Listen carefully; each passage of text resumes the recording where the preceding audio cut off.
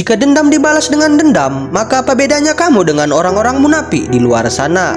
Begitu juga dengan kebaikan. Jika kamu hanya berbuat baik kepada orang yang telah berbuat baik kepadamu, maka orang-orang jahat di luar sana pun melakukannya.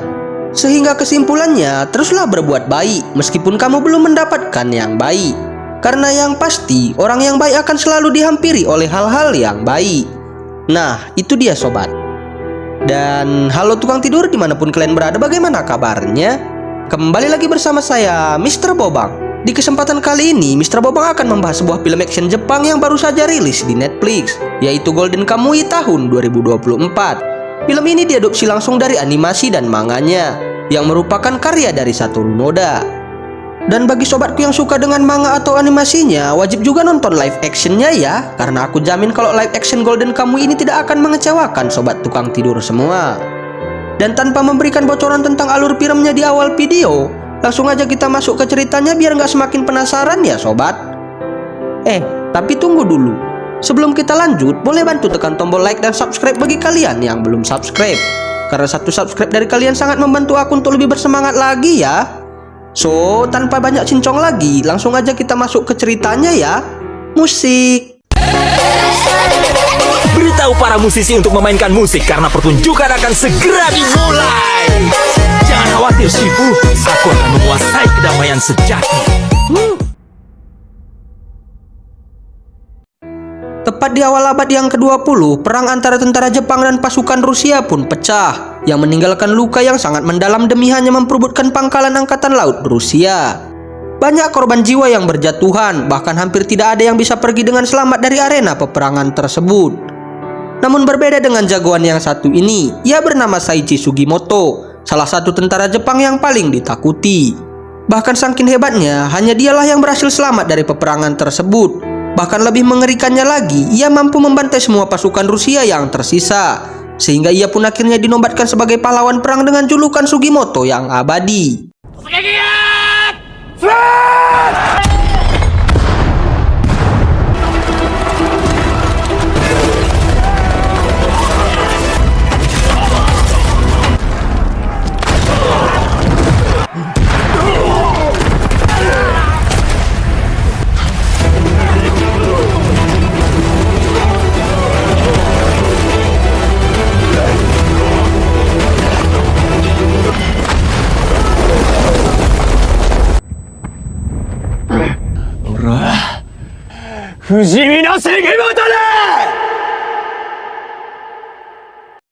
Singkat cerita, 2 tahun pun berlalu. Setelah perang usai, Sugimoto pun memutuskan untuk pensiun dan lebih memilih berkelana ke wilayah hutan belantara Hokkaido dengan tujuan mencari harta karun.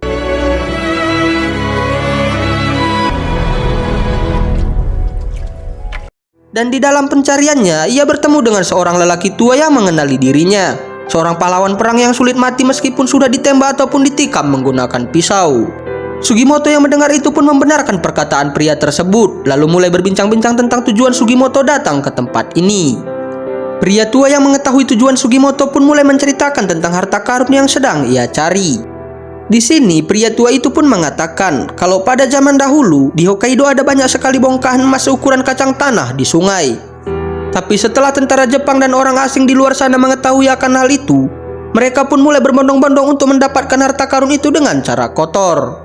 Sehingga suku Ainu yang notabene-nya pemilik asli emas-emas tersebut pun mulai mengatur rencana untuk melawan penjajahan tentara Jepang yang hendak mencuri emas mereka, dengan mengumpulkan dana rahasia untuk membentuk sebuah pasukan demi mempertahankan apa yang seharusnya menjadi hak mereka. Namun sialnya, hal yang tak terduga pun terjadi ketika seorang pria misterius yang biasa dijuluki dengan sebutan Noperabo datang lalu membantai semua suku Ainu yang ada di sana, lalu mencuri emas yang banyaknya mencapai 750 kg atau setara dengan 8 miliar yen. Dan setelah emas-emas itu berhasil dicuri, Noperabo pun menyembunyikannya di suatu tempat di Hokkaido, sehingga tentara Jepang yang mengetahui akan hal itu pun langsung menangkap Noperabo, lalu menjebloskannya ke dalam penjara paling kejam yang ada di Jepang, yaitu penjara Abashiri. Namun meskipun terus disiksa habis-habisan, Noperabo tetap bungkam dan tak mau memberitahukan di mana lokasi ia menyembunyikan harta karun itu. Hingga di suatu ketika, para sipir pun memotong salah satu urat kaki Noperabo agar ia tidak bisa kabur dari penjara tersebut. Namun meskipun Noperabo memiliki teman yang ada di luar penjara, ia tetap tidak mau menyuratinya karena ia tahu kalau ia melakukan itu maka tentara Jepang akan menculiknya. Begitu juga dengan narapidana yang hendak bebas, ia juga tidak bisa menitipkan pesan kepada mereka karena ia tahu kalau itu terlalu beresiko. Sehingga ia yang sudah muak dengan semua ini pun mendapatkan sebuah ide, yaitu dengan menato kode lokasi harta karun itu pada tubuh sesama narapidana yang ada di sana menggunakan arang. Dengan tujuan ia ingin memberitahukan lokasi harta karun itu kepada orang luar dengan kode lokasi yang saling terhubung dari satu tato ke tato narapidana lainnya. Dan setelah Noperabo selesai menggambar tato di setiap tubuh narapidana, ia pun menyuruh mereka untuk kabur dari penjara tersebut dan berjanji bagi siapa yang berhasil maka ia akan memberikan separuh dari harta karun tersebut kepada mereka. Para tentara yang mengetahui akan rumor itu pun meminta agar narapidana segera dipindahkan ke penjara lain. Sehingga momen ini pun dimanfaatkan oleh narapidana untuk menghabisi semua para tentara yang tengah mengawal mereka ke tempat yang dituju.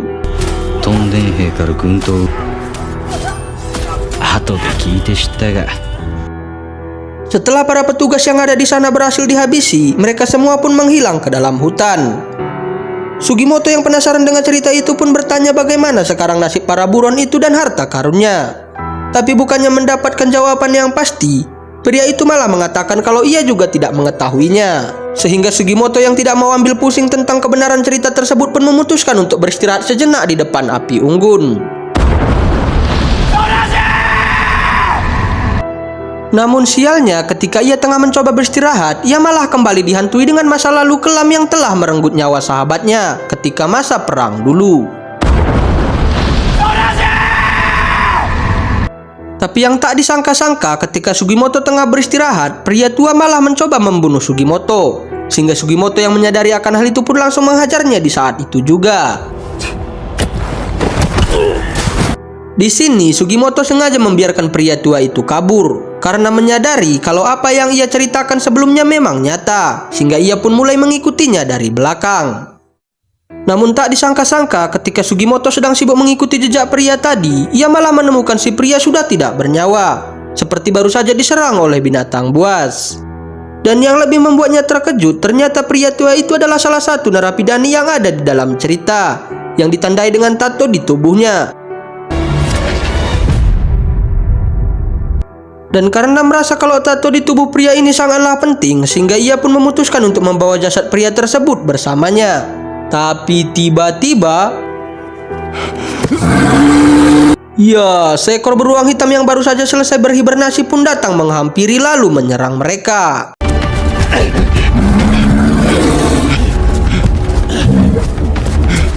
Dan di saat nyawa Sugimoto sedang terancam, datanglah seorang wanita cantik yang langsung melesatkan anak panah beracun ke arah beruang tersebut, sehingga Sugimoto pun akhirnya berhasil selamat.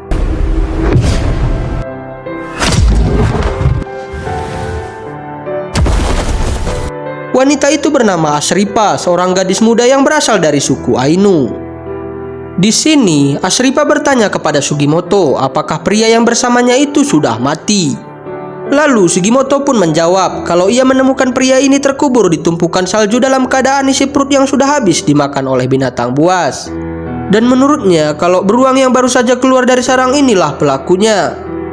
Namun Asripa malah berpendapat lain karena menurutnya beruang yang baru saja selesai berhibernasi tidak bisa segera makan dikarenakan perutnya mengecil, sehingga dapat dipastikan kalau pria tua ini pasti dibunuh oleh mata karib atau beruang yang melewatkan hibernasi, karena pada dasarnya sifatnya lebih agresif dan berbahaya. Bahkan lebih parahnya lagi, jika mangsanya diambil maka mereka akan berusaha merebutnya kembali, sehingga mau tidak mau Sugimoto harus meninggalkan pria tersebut. Namun jika tidak, maka ia harus siap membunuh beruang yang akan mengincarnya, karena jikalau ia tidak mampu maka ia akan menjadi mangsa selanjutnya. Mendengar itu, Sugimoto pun akhirnya jujur kepada Asripa tentang alasan kenapa ia tidak mau meninggalkan jasad si pria tua, karena ada cerita menarik di balik tato yang ada di tubuh pria tersebut. Di sini Sugimoto mencoba menceritakan apa yang telah dikatakan oleh pria tua ini sebelumnya. Namun tentang benar atau tidaknya ia belum tahu pasti. Tapi jikalau itu memang benar adanya, maka ia tidak akan membiarkan beruang itu untuk mengambilnya kembali. Kemudian Asripa yang mendengar cerita Sugimoto pun tanpa ragu menjawab kalau apa yang diceritakan oleh pria tua itu benar adanya, karena ayahnya adalah salah satu korban dalam aksi pembantaian yang dilakukan oleh Noperabo. Setelah berbincang cukup lama, Sugimoto pun akhirnya meminta tolong kepada Asripa agar mau membantunya mengalahkan beruang yang akan mengincar jasad pria tua ini. Dan sebagai bayarannya, Asripa dapat mengklaim beruang itu nantinya sebagai hewan buruannya. Asripa yang mendengar itu pun menerima tawaran Sugimoto dengan senang hati, lalu mulai mengatur rencana untuk menjebak beruang tersebut menggunakan jasad pria tua ini sebagai umpan. Sehingga tanpa membuang-buang waktu, mereka berdua pun bergegas mengumpulkan kayu bakar sebanyak mungkin untuk membuat api unggun yang lebih besar lagi, agar nantinya lebih mudah untuk membidik si beruang dari kejauhan. Tetapi apalah daya, belum sempat mereka merealisasikan rencananya, si beruang keburu datang dan langsung menyerang Sugimoto di saat itu juga.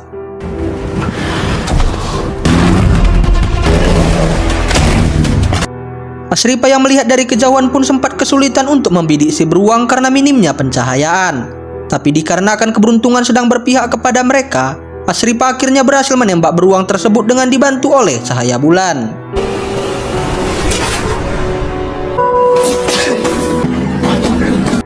Beruang yang kesakitan pun beralih menyerang Asripa, tapi tiba-tiba seekor serigala putih datang membantu mereka, sehingga momen tersebut dimanfaatkan oleh Sugimoto untuk membunuh beruang tersebut.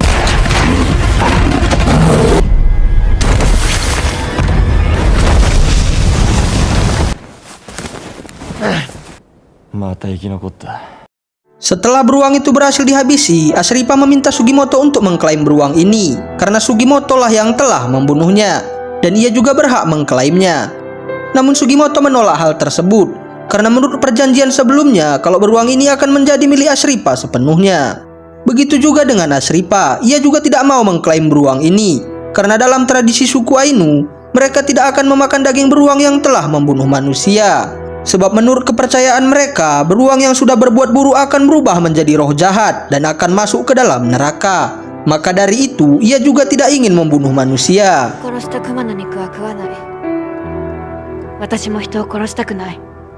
Sugimoto yang mendengar perkataan Asripa barusan pun seketika membuatnya tertekun dan mulai berpikir, jika apa yang dikatakan Asripa memang benar, maka ia juga sudah memastikan kalau ia akan mendapat tempat terbaik di sana. Lalu, sembari Sugimoto menguliti kulit pria tua tersebut, ia juga meminta Asripa agar mau membantunya menemukan harta karun yang ia cari. Karena diketahui kalau orang misterius yang telah membunuh ayah Asripa dan yang mengambil harta mereka masih hidup sampai sekarang, dan saat ini sedang ditahan di penjara Abasiri. Tapi jika nanti harta karun yang ia sembunyikan berhasil ditemukan, maka orang misterius itu akan segera dihabisi. Sehingga dengan cara menemukan harta karun tersebut, maka Asripa termasuk sudah membalaskan dendam ayahnya. Asripa yang mengetahui kalau orang yang telah membunuh ayahnya masih hidup sampai sekarang, ia pun akhirnya mau bekerja sama dengan Sugimoto, tapi dengan satu syarat kalau Sugimoto jangan lagi membunuh.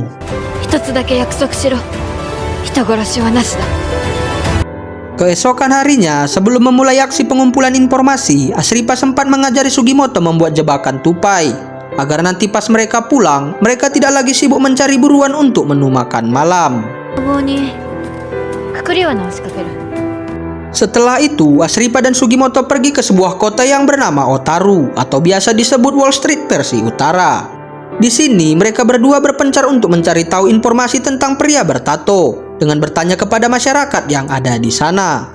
Namun ketika Asripa tengah sibuk bertanya kepada seorang wanita pemilik sebuah pemandian, datanglah seorang lelaki tua menggodanya. Tapi tanpa banyak bicara, Asripa pun langsung memberi paham pria tersebut. Dan tak lama kemudian, Sugimoto juga datang menghampiri Asripa, lalu menghajar tua bangka itu karena telah berani mengganggu Asripa. Kemudian, Asripa dan Sugimoto pun bertanya kepada Pak Tua itu tentang informasi pria bertato. Di sini, Pak Tua itu pun berkata kalau ia tidak mengetahuinya. Hanya saja, pernah juga ada orang lain yang menanyakan hal yang sama kepada dirinya. Sehingga dari situ, Sugimoto pun mulai menyadari kalau bukan hanya dia yang mencari harta karun tersebut. Namun yang tak disangka-sangka, tanpa mereka sadari ada dua pria yang sedari tadi menguping pembicaraan mereka. Dan sepertinya kedua pria itu juga sedang mengincar harta karun yang Sugimoto cari. Dan benar saja, kedua pria itu terus mengikuti mereka berdua. Hingga di suatu ketika, salah satu dari pria tersebut hendak menembak Sugimoto dari belakang. Tapi tiba-tiba...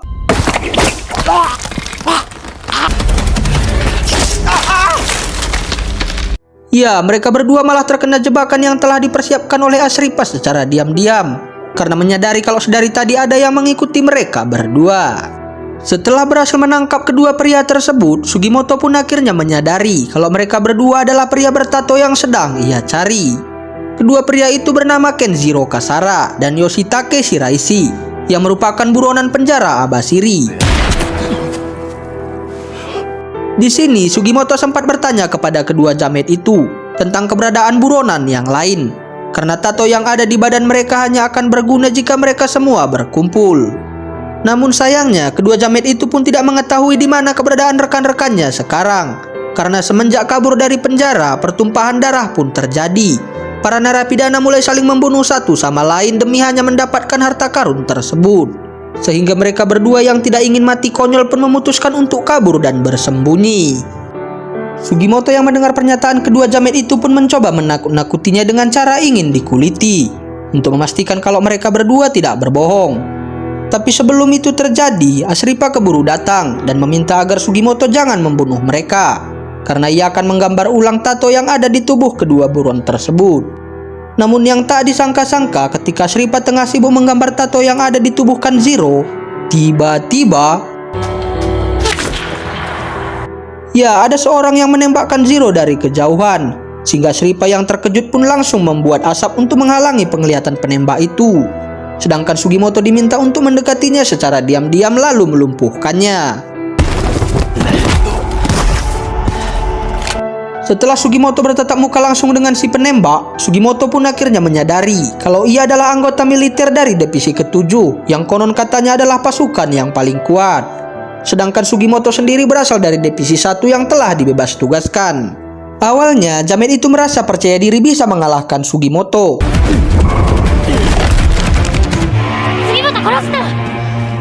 Tapi setelah ia mengetahui siapa orang yang ia hadapi sekarang, nyalinya pun menjadi ciut dan lebih memilih untuk kabur. Namun Sugimoto yang tidak ingin orang lain tahu tentang rencana mereka pun menghajar jamet tersebut hingga modar.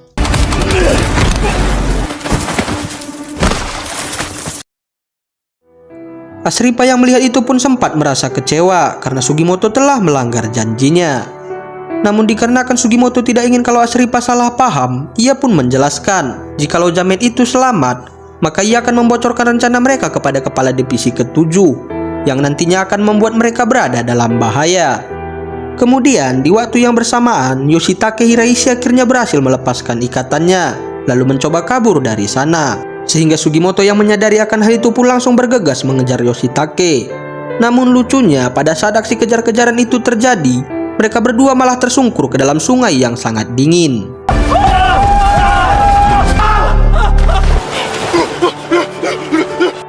Sugimoto yang tidak mau mati kedinginan pun meminta Yoshitake agar membantunya mencari peluru senapan miliknya yang terjatuh di dalam sungai, karena peluru tersebut bisa digunakan sebagai alat untuk membuat api unggun. Namun bukannya gercep membantu Sugimoto, Yoshitake malah membuat kesepakatan. Jika ia berhasil membuat api, maka Sugimoto harus melepaskannya. Sugimoto yang mendengar itu pun sepakat, sehingga Yoshitake pun sontak mengeluarkan sebuah peluru dari dalam mulutnya. Setelah mereka berhasil selamat, Yoshitake pun dengan senang hati mengizinkan Asripa menjiplak tato yang ada di tubuhnya, sembari bercerita sedikit tentang informasi pria bertato yang ia ketahui. Di sini ia mengatakan kepada Sugimoto kalau jumlah semua pria bertato ada 24 orang dan sosok yang memimpin pelarian mereka adalah seorang lelaki tua bernama Toshijo Hijikata, seorang pendekar ahli pedang yang tidak kenal ampun. Dan tidak hanya itu saja, sebelum mereka kabur dari penjara, Noperabo sempat menitip pesan agar mereka pergi ke kota Otaru. Setelah Asripa selesai menggambar tato yang ada di tubuh Yoshitake, Sugimoto juga menepati janjinya dengan membiarkan ia pergi dari sana. Namun sebelum itu, Sugimoto sempat mengingatkan Yoshitake agar segera meninggalkan Hokkaido, karena bukan hanya narapidana lain yang mengincar tatomu, melainkan Angkatan Darat Divisi ke-7 juga menginginkannya. Kemudian Yoshitake pun berkata kalau ia tidak perlu khawatir karena meskipun mereka berhasil menangkapnya, maka ia juga bisa kabur dengan sangat mudah. Apalagi ia memiliki julukan Yoshitake Hiraishi, si raja kabur. Sedangkan di sisi lain, kita akhirnya diperlihatkan wajah asli Toshijo Hijikata yang sedang menemui salah satu rekannya sesama buron bernama Tatsuma Usuyama dengan tujuan ingin mengajaknya bekerja sama untuk mengumpulkan para pria bertato lalu melawan divisi ke-7.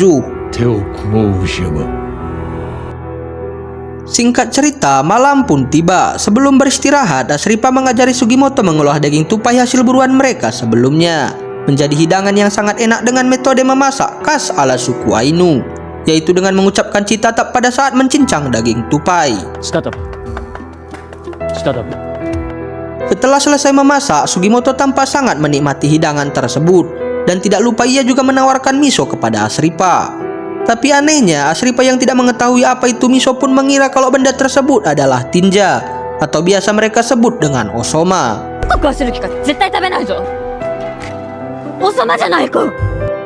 Kemudian adegan berpindah kepada Letnan 1 Divisi ke-7 bernama Surumi yang baru saja berhasil menemukan salah satu anak buahnya yang dihajar Sugimoto sebelumnya. Di sini Surumi bertanya kepada anak buahnya itu tentang siapa yang telah berani melakukan ini kepadanya. Lalu dengan setengah nyawa jamet itu pun memberikan isyarat kalau Sugimoto lah pelakunya, sehingga Surumi yang mengetahui itu pun langsung memerintahkan semua anak buahnya untuk mencari dan menangkap Sugimoto. Keesokan harinya, sebelum mereka melanjutkan misi, Asripa sempat menceritakan pengalaman unik ayahnya ketika sedang berburu beruang coklat yang ada di dalam lubang, yaitu dengan cara masuk ke dalam lubang tersebut secara diam-diam, lalu menusukkan anak panah yang sudah dilumuri dengan racun ke beruang tersebut. Karena menurut kepercayaan mereka, kalau beruang coklat tidak akan membunuh orang yang masuk ke dalam sarangnya. Namun di tengah-tengah perbincangan mereka, Asripa tak sengaja melihat siluet cahaya dari kejauhan, sehingga Sugimoto yang menyadari kalau cahaya itu berasal dari sebuah teropong pun segera mengajak Asripa untuk kabur dari sana.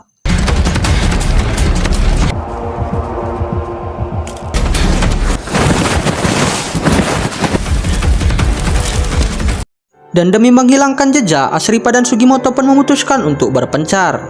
Tapi sebelum itu, Sugimoto sempat menitipkan kulit pria bertato kepada Asripa, lalu berpesan jika ia berhasil tertangkap, maka serahkan saja kulit ini kepada mereka, dan berpura-pura seakan-akan ia tidak mengetahui tentang hal itu. Singkat cerita, seorang prajurit dari divisi ke-7 yang bernama Genjiro Tanigaki berhasil menemukan persembunyian Asripa. Awalnya Genjiro tidak menaruh curiga kepada Asripa karena berpikir kalau Asripa mungkin takut akan kemunculan mereka. Tapi setelah melihat kulit pria bertato yang ia bawa, sifat Genjiro spontan berubah, lalu mulai mendesak Asripa untuk mengatakan yang sebenarnya. Tapi tiba-tiba, ya, seekor serigala putih kembali datang untuk membantu Asripa. Setelah serigala putih itu berhasil melumpuhkan Genjiro, Asripa pun dengan gercep melarang si serigala untuk membunuh jamet tersebut, karena ia tidak ingin kalau sahabatnya itu berubah menjadi serigala pembunuh. Sedangkan di sisi lain, Sugimoto yang sudah semakin terpojok pun mencoba mengelabui para tentara itu dengan mengatakan kalau ia sedang melakukan perburuan rusa secara ilegal, dengan memakai salah satu orang dari suku Ainu yang mengetahui area ini untuk memandunya. Namun sayangnya, bualan yang dilontarkan oleh Sugimoto tidak berhasil mengelabui mereka, karena salah satu dari jamet tersebut tiba-tiba menyadari kalau pria yang ada di hadapan mereka sekarang ini adalah Sugimoto, orang yang telah menyerang rekan mereka beberapa hari yang lalu. Sugimoto da. Dan karena Sugimoto tidak ingin mengingkari janji yang sudah ia sepakati dengan Asripa, ia pun mengakalinya dengan cara melompat ke dalam sarang beruang, sehingga mereka yang keheranan pun mencoba melepaskan satu tembakan ke dalam sarang. Induk beruang yang merasa terganggu pun keluar dari dalam sarang lalu membantai ketiga jamet itu.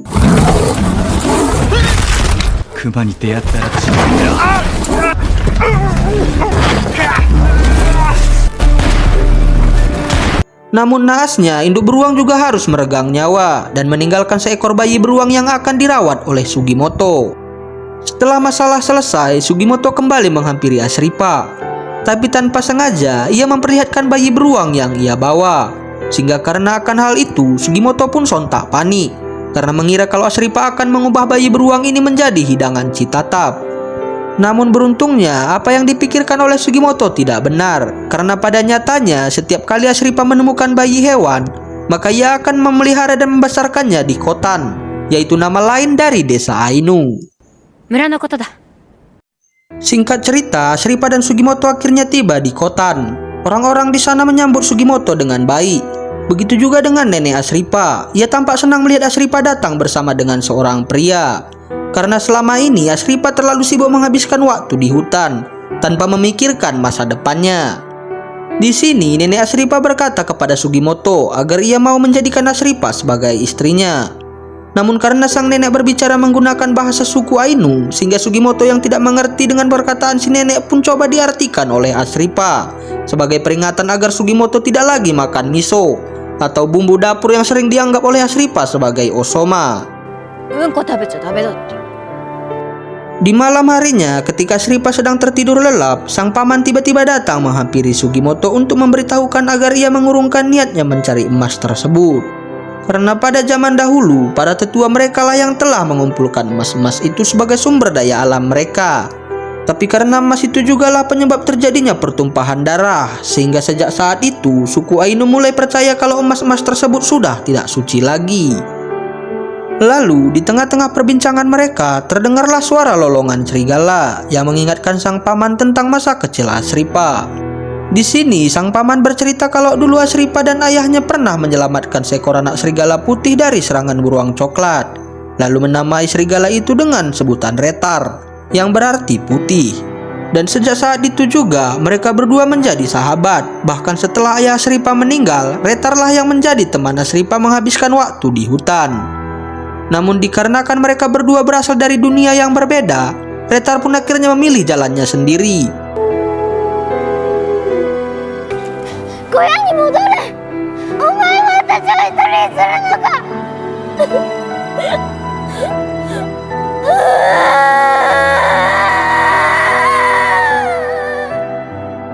Sama halnya seperti Sugimoto, Asripa tampak sangat bahagia ketika ia bersamanya, sehingga sang paman sangat yakin kalau Sugimoto adalah orang yang baik. Sugimoto yang mendengar cerita sang paman pun mulai merenung, lalu memutuskan melanjutkan misi seorang diri, karena ia tidak mau jikalau Asripa berada dalam bahaya.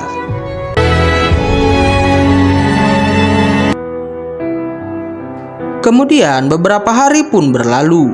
Di sini, Yoshitake terlihat sedang berjalan-jalan di kota Otaru, dan tanpa sengaja ia bertemu dengan Ushiama yang tengah menjalankan misi untuk mengumpulkan semua pria bertato, seperti apa yang telah ia rencanakan bersama Hijikata sebelumnya.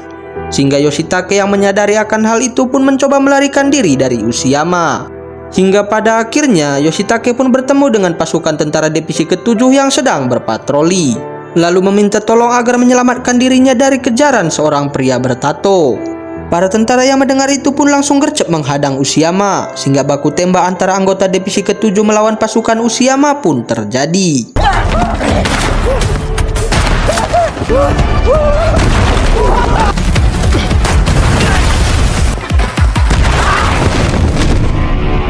Namun yang tak disangka-sangka, Hijikata memanfaatkan kekacauan tersebut sebagai pengalihan. Sedangkan ia akan pergi ke distrik keuangan yang ada di kota Otaru untuk mencuri sebuah pedang katana legendaris. Letnan Surumi yang berada di TKP pun sempat menyadari aksi pencurian yang dilakukan Hijikata. Tapi sayangnya ia sedikit terlambat, sehingga Hijikata dan Ushiama berhasil kabur dari tempat tersebut. Kemudian adegan beralih kepada Sugimoto yang sedang sarapan di warung teh Yuli. Namun sialnya, si kembar dari divisi ke-7 tiba-tiba menyerang Sugimoto, sehingga aksi baku hantam pun terjadi.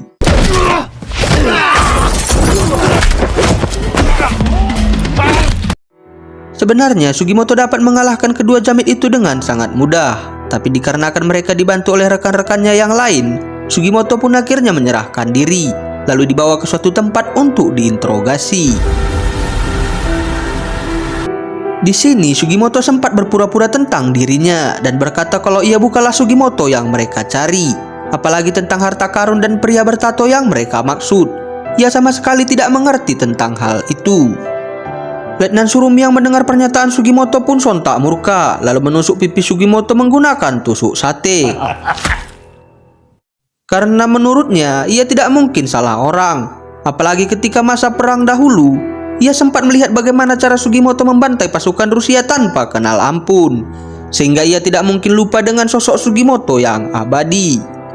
Dan karena kekagumannya itu, Letnan Surumi pun mengajak Sugimoto bekerja sama untuk menemukan harta karun tersebut, lalu menggunakan emas-emas itu sebagai alat untuk menguasai Hokkaido. Karena dengan cara itu mereka berdua bisa mempercepat eksploitasi sumber daya alam, menanam opium, dan bagi keluarga pasukan yang telah gugur di medan perang akan disejahterakan, lalu diberi pekerjaan yang tetap. Dan tidak hanya itu saja, ia juga akan membentuk pemerintahan militer, karena ia sudah muak terhadap pemerintah yang tidak bisa menghargai perjuangan mereka yang telah mati-matian berperang demi membela negara. Sehingga Sugimoto hanya mempunyai dua pilihan, yaitu bergabung atau mati. Bori-bori shicau. Singkat cerita, malam pun tiba. Asripa yang merasa kalau ada yang tidak beres dengan Sugimoto pun meminta bantuan Retar untuk mencari tahu keberadaan Sugimoto dengan cara mengendus kaos kaki milik Sugimoto. Namun bukannya bertemu dengan Sugimoto, Asripa malah digiring ke tempat Yoshitake berada. Karena pada nyatanya kalau kaos kaki yang diendus Retar barusan bukanlah milik Sugimoto, melainkan kaos kaki milik Yoshitake yang sempat tertukar sebelumnya. Di sini Yoshitake memberitahu Asripa kalau Sugimoto telah ditangkap oleh tentara divisi ke-7 dan membawanya ke markas mereka untuk diinterogasi. Bahkan tidak menutup kemungkinan kalau Sugimoto bisa saja dibunuh oleh mereka. Sehingga tanpa banyak basa-basi, Asripa pun meminta agar Yoshitake mau membantunya untuk menyelamatkan Sugimoto. Yoshitake yang tidak mau mengambil resiko pun sempat menolak permintaan Asripa, tapi karena Retar menggodanya, sehingga mau tidak mau ia pun akhirnya menuruti permintaan Asripa. Di sisi lain, Sugimoto yang tengah disandera pun terlibat aksi baku hantam dengan si kembar. Bahkan saking kuatnya, Sugimoto mampu membuat mereka terdesak meski dalam keadaan terikat.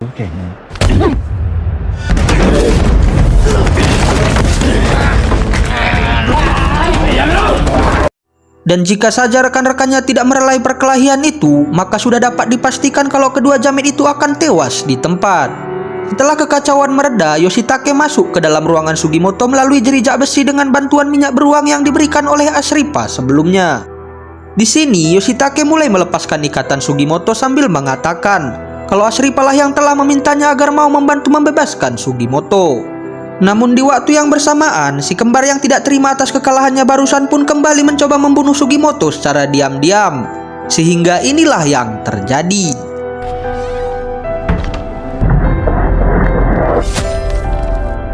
Letnan Surumi yang mendengar ada keributan pun turun tangan untuk mengeceknya sendiri ke ruangan Sugimoto.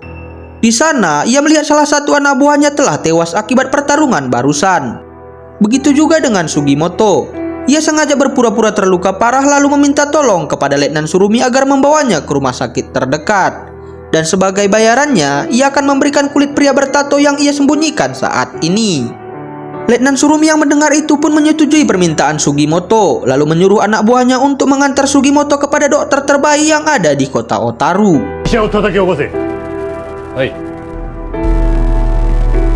Dan setelah Sugimoto berangkat dari sana, Letnan Surumi tiba-tiba menyadari kalau ada kejanggalan dengan kematian anak buahnya itu. Yang ketika ia cek, ternyata usus yang dipegang Sugimoto sedari tadi adalah usus milik anak buahnya tersebut. Kemudian adegan berpindah ke Sugimoto. Setelah dirasa aman, ia pun bangkit berdiri dan mulai menghajar satu persatu anak buah Surumi yang ada di sana.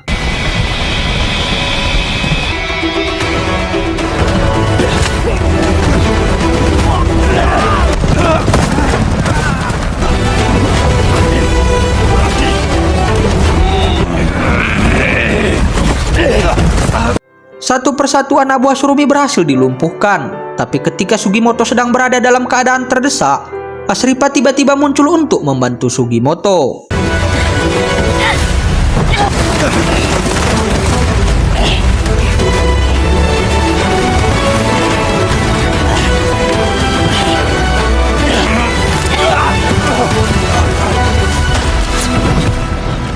Namun meskipun para jamet itu telah berhasil disingkirkan, ketegangan belum berhenti sampai di situ. karena saudara si kembar dan salah satu rekannya datang mengejar Sugimoto. Sehingga mau tidak mau Sugimoto harus terlibat baku hantam sekali lagi.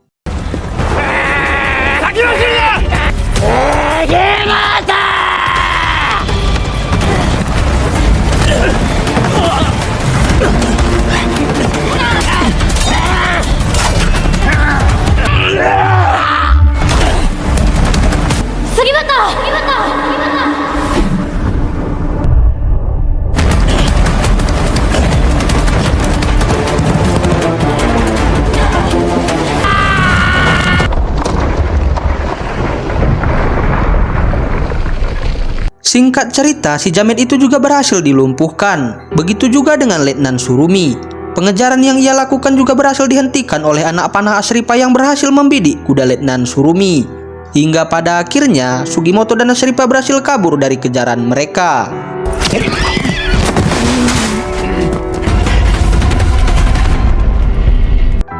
Di sini akhirnya terungkaplah sebuah fakta alasan kenapa Letnan Surumi tidak menembak Sugimoto sebelumnya. Padahal ia memiliki kesempatan untuk membunuh Sugimoto, yaitu karena ia ingin membiarkan Sugimoto mengumpulkan semua kulit pria bertato. Dan setelah itu ia akan mengatur rencana untuk merebutnya dari tangan Sugimoto, sehingga mereka akan lebih mudah menemukan harta karun tersebut. Singkatnya, pagi pun tiba. Namun sebelum memulai misi, Asripa tampak sangat marah kepada Sugimoto karena telah mengambil keputusan sepihak untuk mencari harta karun itu seorang diri, tanpa memberikan alasan yang jelas kepada Asripa. Padahal ia juga sangat berambisi untuk menemukan harta karun tersebut demi membalaskan dendam ayahnya. Sugimoto yang mendengar itu pun meminta maaf kepada Asripa karena telah bertindak sembrono. Namun yang pasti ia melakukan itu bukan tanpa alasan, karena ia tidak ingin kalau Asripa berada dalam bahaya. Dan tidak hanya itu saja, Sugimoto juga menceritakan alasan dan motif ia melakukan pencarian harta karun ini. Karena dulunya ia memiliki sahabat masa kecil yang bernama Toraji dan Umei. Tapi dikarenakan suatu alasan, Sugimoto memutuskan untuk pergi meninggalkan mereka tanpa memberikan alasan yang jelas. Namun sebelum itu, Sugimoto sempat berjanji kepada dirinya sendiri kalau ia akan kembali pada suatu saat nanti untuk meminang Umei. Tapi sayangnya ketika ia kembali, ia harus menerima kenyataan kalau Umei telah menikah dengan Toraji. Sehingga mau tidak mau Sugimoto harus mengikhlaskan agar persahabatan yang mereka jalin dari kecil tidak hancur. Hingga di suatu ketika Sugimoto dan Toraji harus terjun ke medan perang untuk membela negara. Tapi sayangnya hal yang tak diinginkan pun terjadi, yang dimana pada kala itu Toraji mengorbankan nyawanya hanya demi menyelamatkan Sugimoto. Dan di akhir hayatnya ia memiliki sebuah permintaan agar Sugimoto pergi ke Hokkaido untuk mencari harta karun demi membiayai pengobatan mata Umei yang mengalami kebutaan.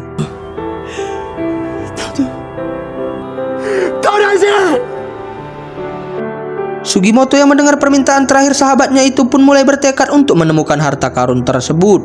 Apalagi di sepanjang hidupnya ia telah banyak sekali membunuh orang, sehingga ia yakin kalau ia pasti akan masuk neraka. Namun sebelum itu terjadi, ia ingin memenuhi janjinya kepada Toraji. Asripa yang mendengar cerita Sugimoto pun akhirnya memahami kalau tujuan Sugimoto selama ini bukan untuk memperkaya diri, tapi karena ada tujuan mulia yang harus ia penuhi.